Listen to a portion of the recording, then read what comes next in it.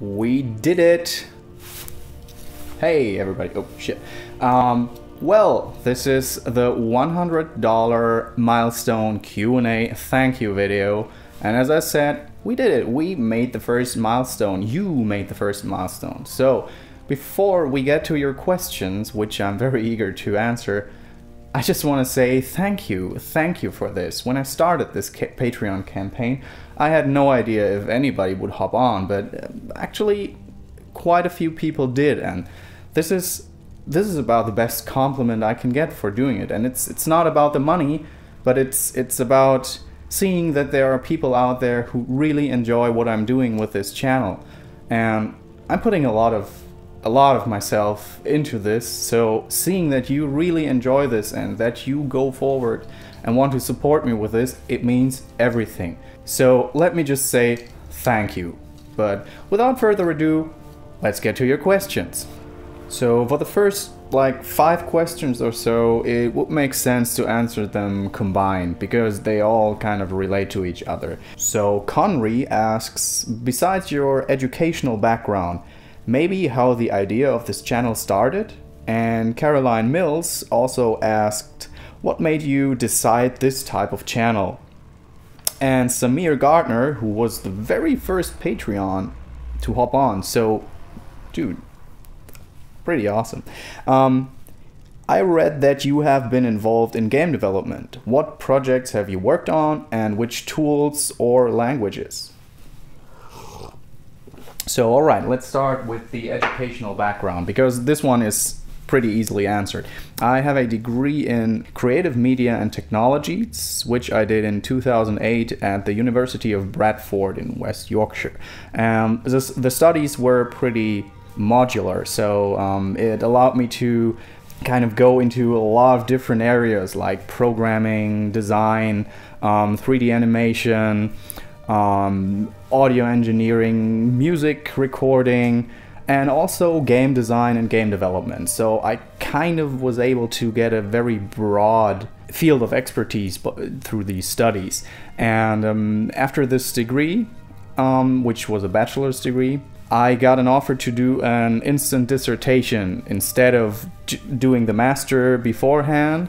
But I declined it because I really wanted to get working. I was really eager to work in the industry. Not the game industry yet, because I worked for some companies that, for example, specialized in digital signage, where this is like when you go in public places and you have like big monitors and they do like commercials or info screens, stuff like that. So we worked on that, and after a few years, and I really enjoyed this, I wanted to go into game development and the industry in general. So I worked as a developer for 2 companies. One of them were in Northern England, the other one was in Hamburg. And I kind of liked being a developer, but I realized that just the programming aspect of game development didn't really satisfy me, because you were just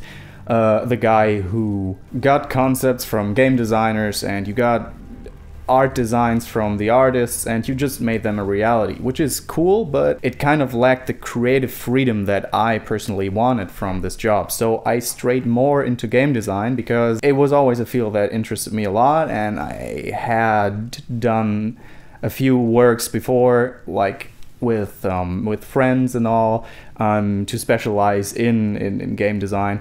So I kind of switched from being a developer or being just a developer to like being part-time developer, part-time game designer, and really help with the game design team to work on mechanics and rule sets and everything. The company I worked for in Hamburg, actually, they worked on browser games, especially sports-based browser games. I personally didn't really like the games I was doing there, which was after a while the reason I quit, because I couldn't find any companies somewhere in Europe that were interesting enough, but not swallowed by a large corporation like Electronic Arts, for example, who did projects that I could really identify with. So I quit that job and worked as a game design consultant for some companies, not especially in one place, but all over the world. And I also did a lot of contract work, not in the game business, but for companies where I created their corporate identity and their advertisement and stuff like that. So I did this for quite some time, but with the thought in mind that I always wanted to do my own video game.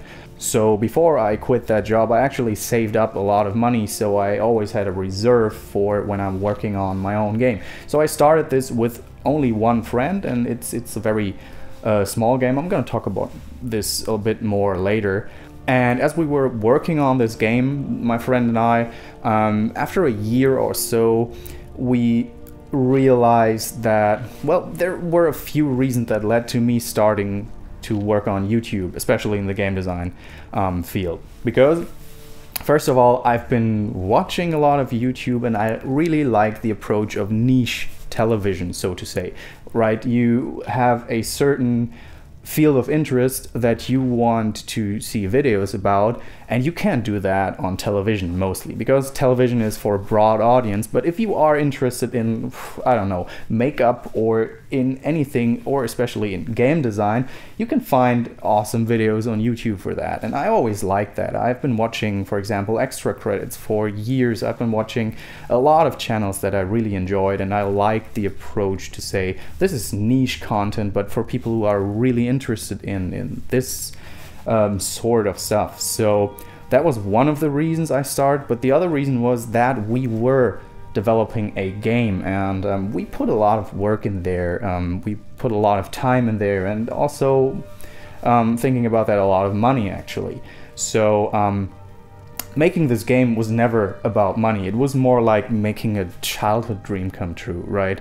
I wanted to do this since I was, I think, 9 years old. When I had my first Nintendo, I constantly drew like Mario and Yoshi and stuff like that. And I always had this this urge to create something which I liked. So for example, if I saw a movie and I really liked that movie, I instantly started thinking about how can you make a movie on your own, something like that. Or if I listened to music and I really liked that, I picked up a guitar or a piano and started playing. That was always my approach. And the same was with video games. Like even when I was 9 years old, I took pieces of paper and just drew levels and enemies and boss fights and characters the way I thought a game would work. And I actually sent this little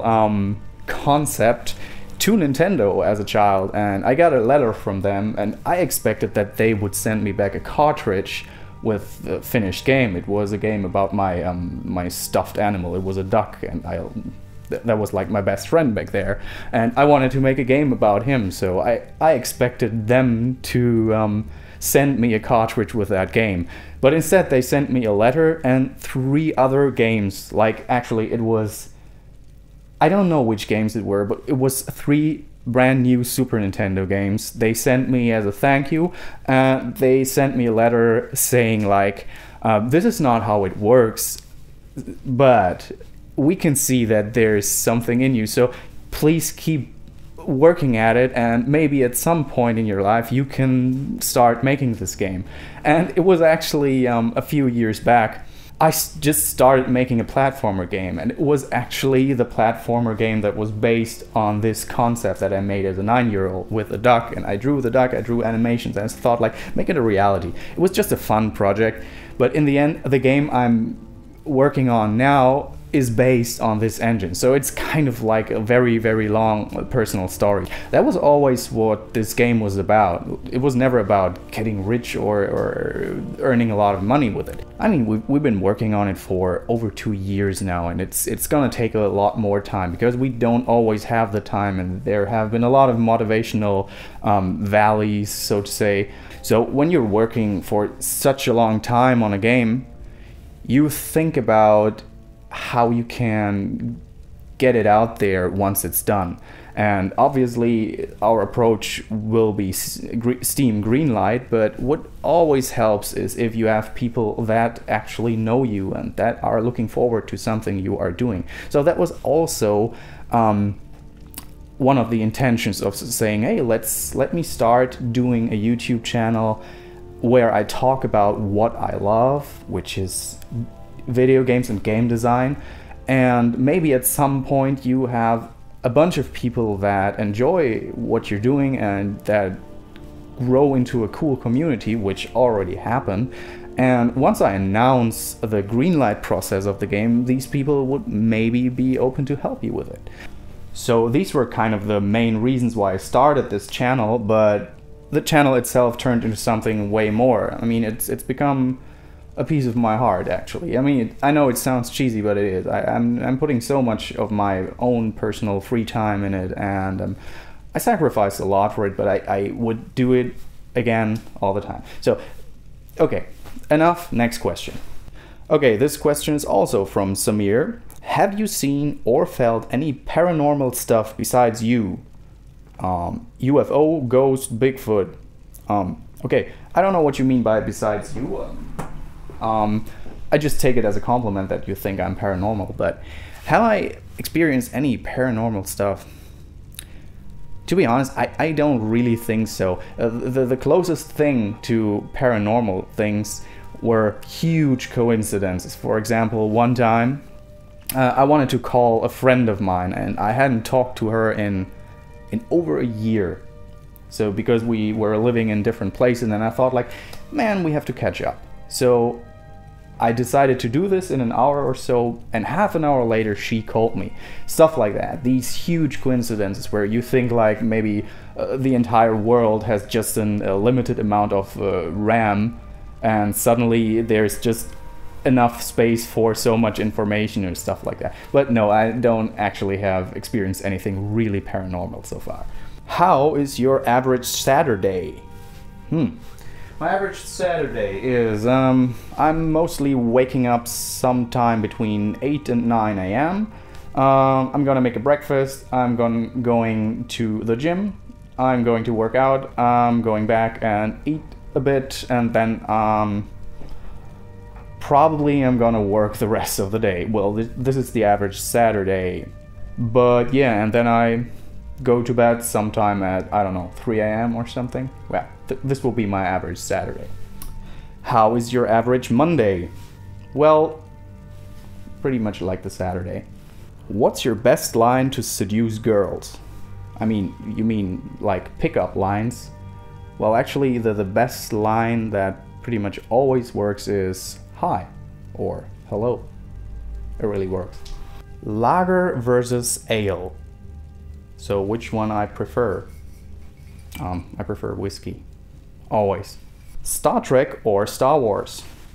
Well, this is actually kind of a hard question. I love them both, but if I had to decide, I think it would be Star Trek, because the Next Generation is something that feels like home to me. And Star Wars had a lot of pretty shitty stuff, except for the first 3 movies and maybe a few good video games, but most of the stuff that was brought out with the Star Wars license was actually pretty rubbish, to be honest. So yeah, if I had to choose, it's Star Trek, but I wouldn't want to choose. I love them both.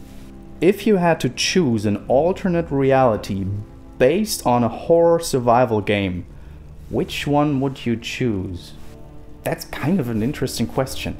Like, I guess you mean, which one would you choose to live in? So, horror survival game. I think I would choose Kholat, the game I made a video about, because I just love these icy mountain landscapes. This would be something I would travel to in holidays. So, yeah, here's your answer. Oh, also, by the way, I told you about this duck I made a video game about when I was 9. Well, this is him. He's a good guy. Adriana asks, what is your favorite childhood game? Now, You all know there's probably not one favorite childhood game, but many. But if I had to choose one, it would be Indiana Jones and the Fate of Atlantis by LucasArts, because there's a very fond memory behind it. I saw it for the first time when the summer vacations for 6 weeks started, and I was over at a friend, and he played it on his 486, and I saw it, and it just looked amazing. It was the best thing that I've ever seen. We played it the whole day, and then we tried to figure out a way to get this game on floppy disks over to my place, but we were not adept enough because it was larger than one floppy disk, and we kind of had to split it up. So we called his sister's boyfriend, because he was kind of a computer expert, and he came over and split it into several archives on 5 floppy disks. I took it home, I installed it. It took hours, but I got it to work. And the both of us, we worked through this game over the course of like 4 or 5 weeks, because we played it every day. We were stuck most of the time, and every time when one of us found just the tiniest new thing, we would grab the telephone instantly. It was still a telephone, a stationary thing where you really had to type the number, not like the mobile stuff, you know, back in the day. And we called each other and said like, hey, look at that, this I just found something new, you gotta do this. And so we did that all the time, and we slept over every time we could, and we had the best holidays ever with Indiana Jones and the Fate of Atlantis. What was the first console you had?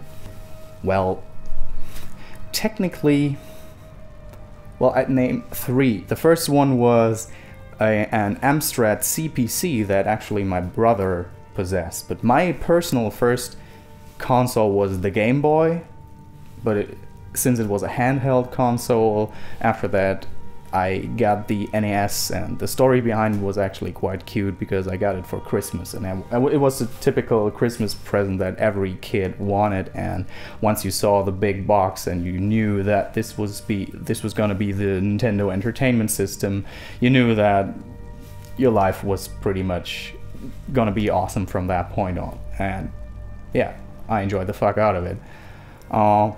Next question. When are you going to play all of your Steam games? No clue.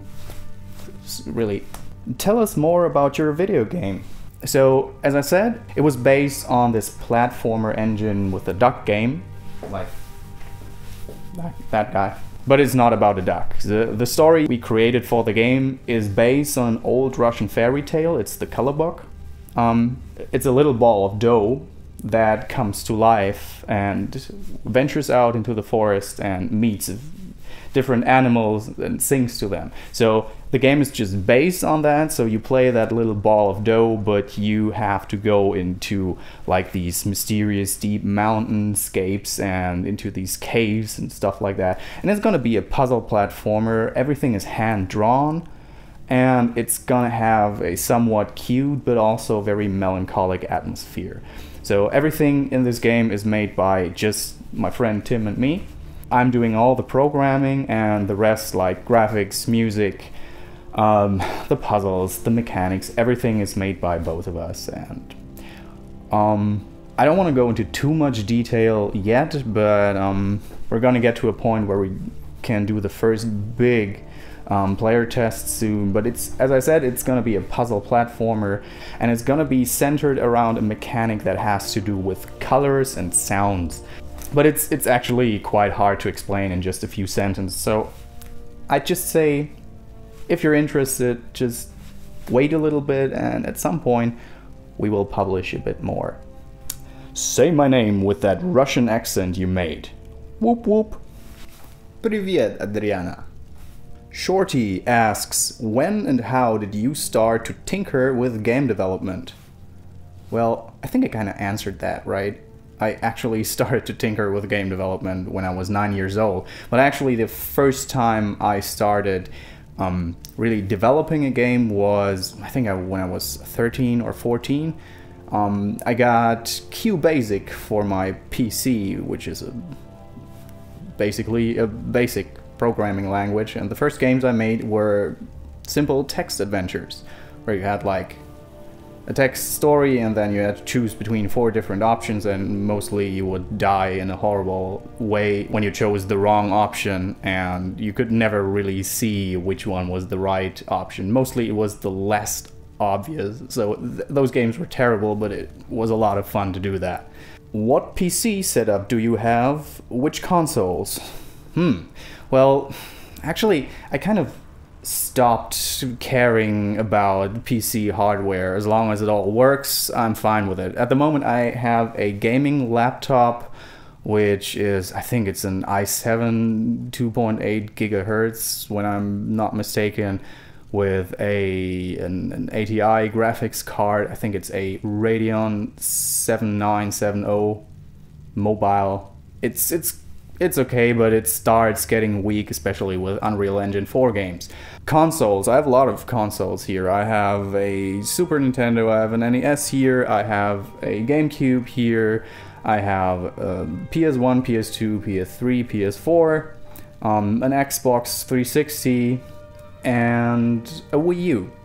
Will there be another Life is Strange video after all episodes are out?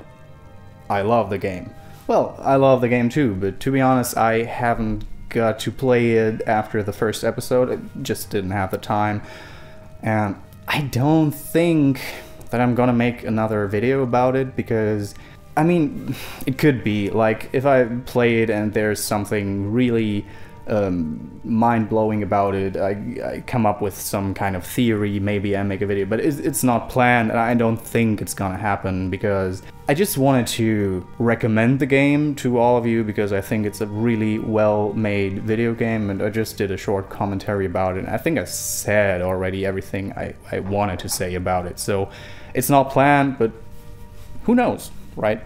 Okay, and last question from Lucas Porter, you magnificent bastard. When are we all going to hop on a longboat and go raiding? But that is an interesting question. I was thinking about making another Patreon milestone when we are like a few $1,000 in, so I can build a dragon boat, because you may have noticed that I said this Patreon, every patron is joining the Viking army, so I'm gonna build a longboat so we can all hop on there, ride a dragon boat through Norway and go pillaging and raiding, and yeah, I mean, stuff that everybody wants to do.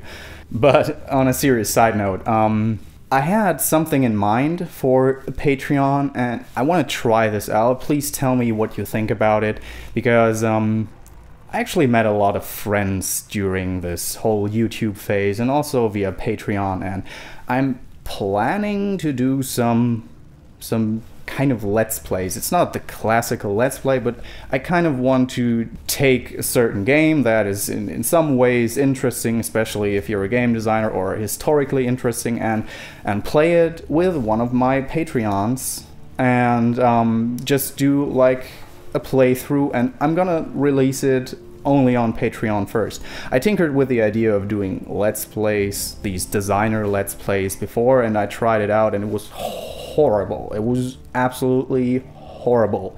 I hated every single second about it, because I'm not that good at speaking freely, which you can see in this video, and especially when you do these Let's Plays, you realize that it's a lot harder than it seems. So playing and saying something meaningful and something that really makes sense about the game at the same time is a lot harder than it seems. But I think an experiment would be cool, and I would release it just on Patreon, not to make like thousands of views, but maybe you'd enjoy it. Please tell me what you think about it. I would really enjoy doing it. So with that said, that was the last question. I hope I could give you a few more insights about my channel, about me, about everything. I could satisfy your curiosity, and on a final note, I just want to say once again, thank you all for your support. It really, really means so much to me, and it's super awesome, and I promise you, I'm not planning to stop this anytime soon. I have so many cool plans for the future. At the moment, I'm working on at least 4 different projects at the same time, all of which are very, very different in their own approach, but I think they're all going to be pretty interesting. I'm going to tackle more TV shows in the future. I really want to talk about Twin Peaks and the X-Files on Monsters of the Week, so there's something coming. I have a few cool concepts for Ragnaroks where I want to talk about a few games and a few things like the Skinner box. This is something we have to talk about. And also there's a very, very big collaboration coming with a huge YouTuber, and it's if nothing goes wrong, but at this point it looks pretty solid. It's gonna be something like the sequel to my silencer video that I made back in the day. So yeah, stay tuned for that, and I hope to see you around a lot more in the future. And as I said, thank you. I can't thank you enough. Thanks for everything. You're fucking awesome.